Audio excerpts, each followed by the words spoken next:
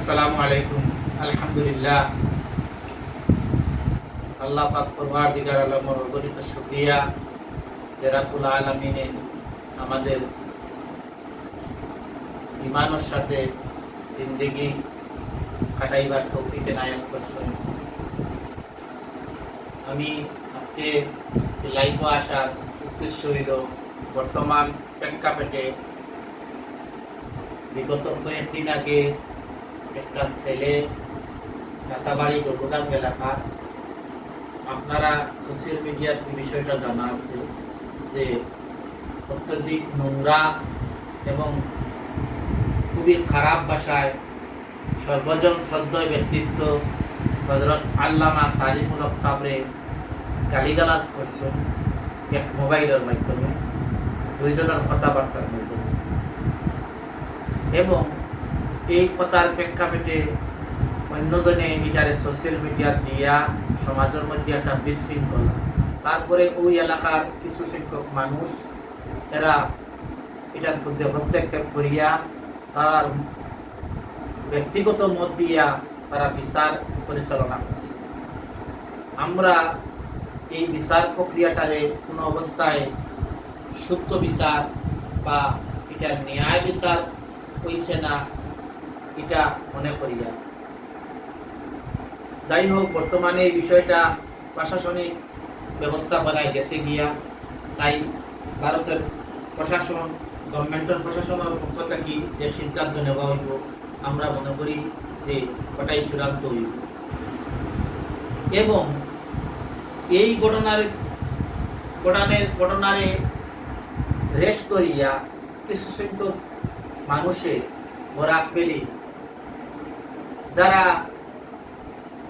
উলামায়ে কেরামদের সম্মান, বিশেষভাবে আল্লামা সালিমুল হক সাহেব সম্পর্কে অকথ্য ভাষায় কমেন্টের মধ্যে বা ভিডিও আকারে বানাইয়া যে কথাবার্তা কইতরা, এটা কোনো অবস্থায় ভদ্রতা এবং সীমালঙ্ঘনকারীর মধ্যে অন্তর্ভুক্ত হয়েছে।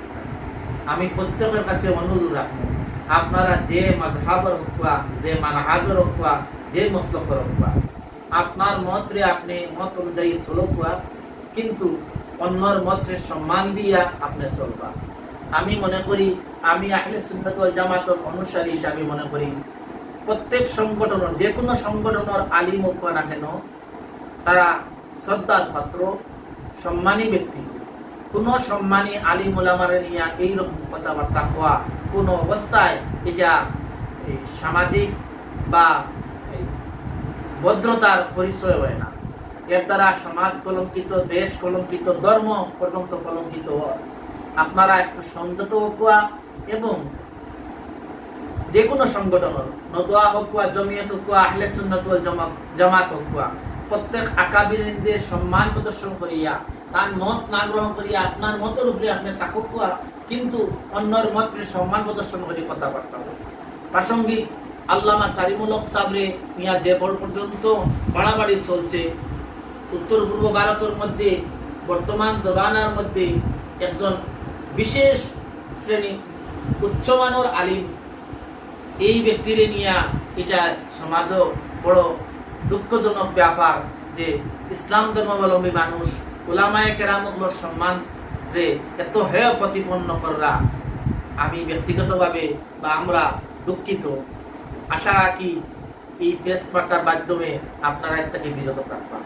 এবং যারা আরেকটা গজল আকারে একটা ছেলে কোন জায়গাটা কিয়া মরহুম মৌলানা আব্দুল জলিল চৌধুরী সাহেব এবং মরহুম মৌলানা তৈয়বুর রহমান সাবরে নিয়া একটা গজল আকারে বানাইছে, আমি তার প্রতি চূড়ান্ত প্রতিবাদ করিয়ার এবং এটা যেন সীমালঙ্ঘনের চূড়ান্ত পর্যায়ে গেছে গিয়া। কোনো অবস্থা যেন কোনো মুসলমান এইরকম অশালীন ব্যবহার এবং শব্দচয়ন দ্বারা নাক বানাইয়া এটা সমাজে কলঙ্কন করা এবং সংগঠনকে কলঙ্ক করার নামান্তর। তাই আমরা বিরত থাকি এবং সংযত থাকি। আশা করি আপনারা এই বিষয়টা বালা দৃষ্টিকোণ থেকে দেখবা।